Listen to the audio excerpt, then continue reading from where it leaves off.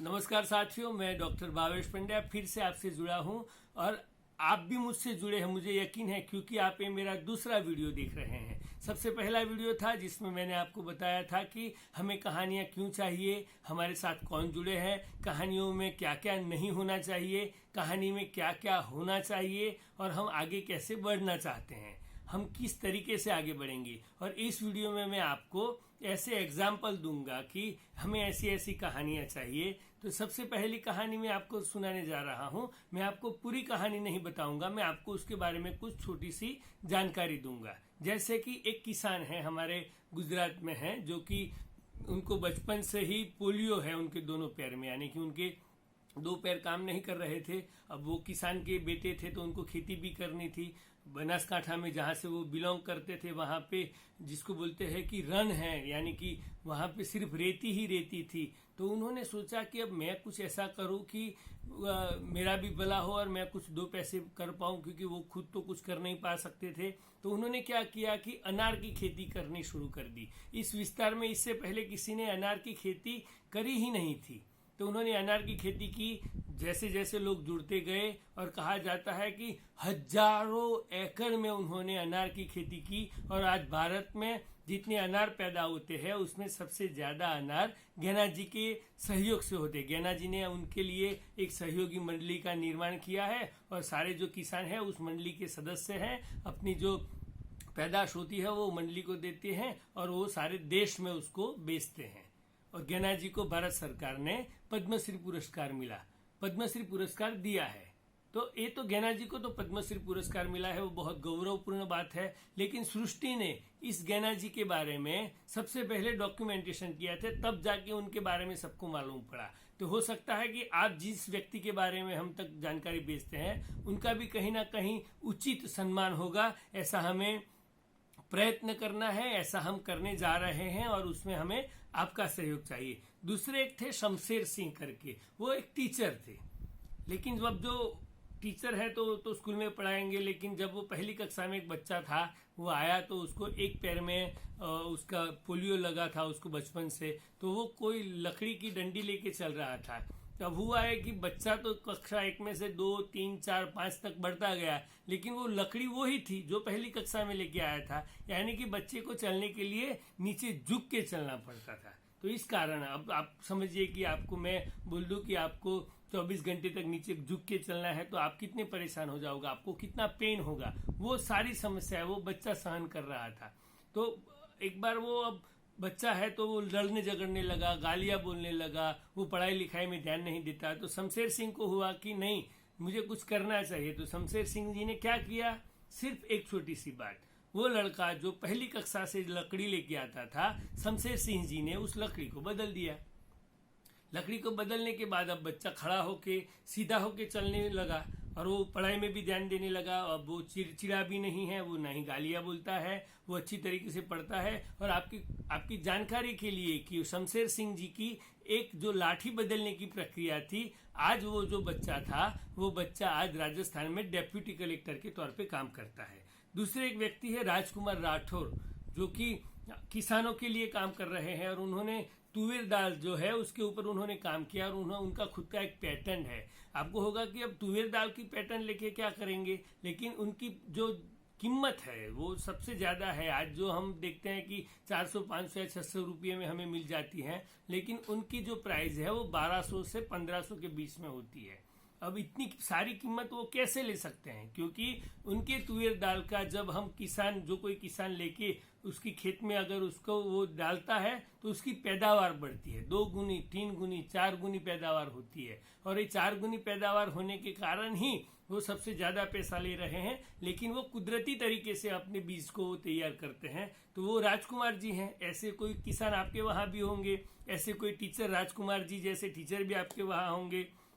पूनमचंद की बात मैं एक आपको बताऊं कि एक ऐसे व्यक्ति थे जो कि स्वतंत्र सेनानी हैं। कई सारे स्वतंत्र सेनानी हैं, उनके बारे में लिखा गया है। पूनमचंद के बारे में भी लिखा गया है, लेकिन इतना ज्यादा नहीं लिखा गया कि सारे देश में उनके बारे में जानकारी मिले। तो पूनमचंद ने ऐसा किया कि भाई ऐसा एक रिवाज था कि भाई नंगे पुरुष का स्टैच्यू बनाया जाता था और आगे पीछे सबको घूमना पड़ता था होली के दिन। तब होली का त्यौहार आता था तो सारे गांव को क्यों घूमना, किसी को मालूम नहीं था। तो उन्होंने तय किया कि ये खराब बात है, गलत बात है और उसको मैं मिटाऊंगा। तो जैसे अंग्रेज ऑफिसर वहां से गए, उन्होंने रात में ही उस स्टैच्यू को तोड़ दिया। कहा जाता है कि वो पूनम चंद को बाद में पकड़ लिया गया और उनको जेल में सजा हुई। हालांकि 4-5 बार पहले भी वो जेल जा चुके थे अपने क्रांतिकारी विचार के लिए, लेकिन आखिरी बार तो ये हुआ कि उनको खाने में, रोटी में या सब्जी में जो सीमेंट होता है उसको डाल के रोटी बनाई गई। उनकी सब्जी या दाल में भी सीमेंट डाला जाता था और वो सीमेंट खाने के कारण 6 महीने की सजा प्राप्त करने वाले पूनम चंद 4 महीने में ही जेल में उनका देहांत हो गया। तो ऐसे कुछ लोग हैं, कुछ ऐसे लोग होते हैं जो कि एक अलग से एग्जाम्पल है कि वो बोलने में, वो एक लड़का था जिसका नाम है कुलदीप। तो कुलदीप जबान से लड़खड़ा रहा था, जब वो बातचीत करता था तो वो हकला रहा था, लेकिन वो गाता था अच्छा। जब वो गाना गाता था तो वो नहीं हकलाता था। तो उसने गाना गाया, उसने अपना नाम लिखवाया तो उस टाइम पे सब लोग हंस रहे थे कि ये कैसे गाएगा, लेकिन वो जीता। सिर्फ जीता नहीं, वो ब्लॉक में, डिस्ट्रिक्ट में, स्टेट में और नेशनल चैंपियन तक उसने अपने लोकगीत के माध्यम से अपने स्कूल को उसने इनाम दिलवाया। तो ऐसे कोई बच्चे हैं तो भी आप हम तक पहुंचा सकते हैं, ऐसे कोई किसान हैं तो भी आप पहुंचा सकते हैं, ऐसे कोई व्यक्ति विशेष या संस्थान हैं जिनके बारे में आप अगर वो कुछ अलग से काम कर रहे हैं तो भी आप हम तक कई जानकारी पहुंचा सकते हैं। मैं फिर से कहूंगा, मैंने पहले वीडियो में भी कहा था, आप ऑडियो भी बेच सकते हैं, आप वीडियो भी बेच सकते हैं। आप नीचे देख पाते होंगे जिसमें हमारा ईमेल आईडी, हमारा संपर्क नंबर भी है। आप किसी भी तरीके से आप आपकी जानकारी हम तक पहुंचाइए।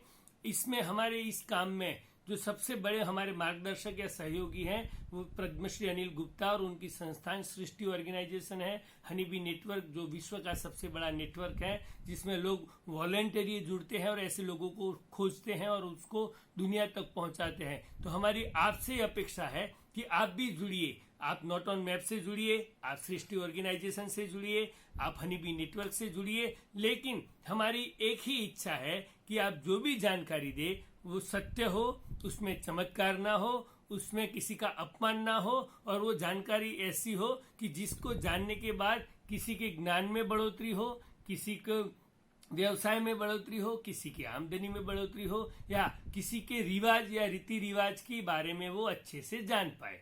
तो ऐसी जानकारी आप हम तक अवश्य पहुंचाएंगे। मैं फिर से आपसे अनुरोध करता हूं कि मेरी वीडियो के नीचे आप देख रहे हैं उस पट्टी में से जो भी एड्रेस या जिसी भी तरीके से आप व्हाट्सएप से, ईमेल से या हार्ड कॉपी में भी आप हमें जानकारी भेजिए। आपकी सीडी बना के भी आप हमें भेज सकते हैं, लेकिन आपकी जानकारी सच्ची होनी चाहिए, आपकी जानकारी चमत्कार वाली नहीं होनी चाहिए। इस बात के साथ में आपको फिर से एक बात कहूंगा कि किसी ने खूब कहा है कि कौन कहता है कि आसमां में सुराग नहीं होता, एक पत्थर तबीयत से उछालो यारो।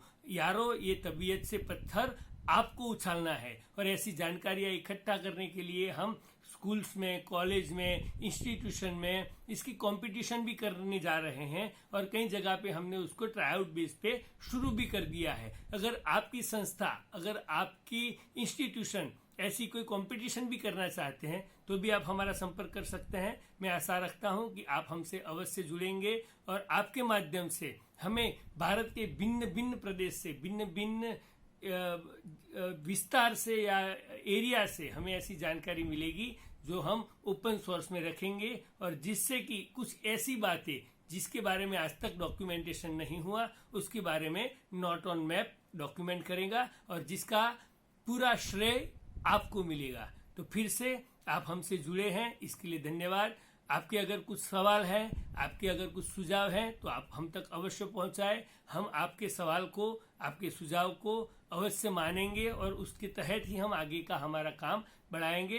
तो इस आशा के साथ कि आप हमें ऐसी कहानियां भेजेंगे और जो मेरे इस वीडियो को देख रहे हैं उनसे मेरा अनुरोध है कि आप ऐसे वीडियो को और लोगों तक शेयर करें, इस जानकारी को और लोगों तक शेयर करें और इससे अच्छा ये होगा कि हमारा नेटवर्क बढ़ता रहेगा और जैसे जैसे नेटवर्क बढ़ता रहेगा वैसे वैसे हम तक जानकारियां भी आती रहेगी, जानकारियां जो हम ओपन सोर्स में रखेंगे और उस जानकारी से कई लोगों का भला होगा। जो हमारे बाप दादा जानते थे वो आज हम नहीं जानते हैं, लेकिन हम प्रयत्न करेंगे आपके माध्यम से प्रयत्न करेंगे कि ऐसी जानकारियां हम तक पहुंचे और जो हमारे बाप दादा जानते थे वो हमारे बेटे बेटियां भी जाने और आगे बढ़े। तो इस आशा के साथ मैं मेरी बात को यहाँ पे विराम देता हूँ। जय हिंद, जय भारत।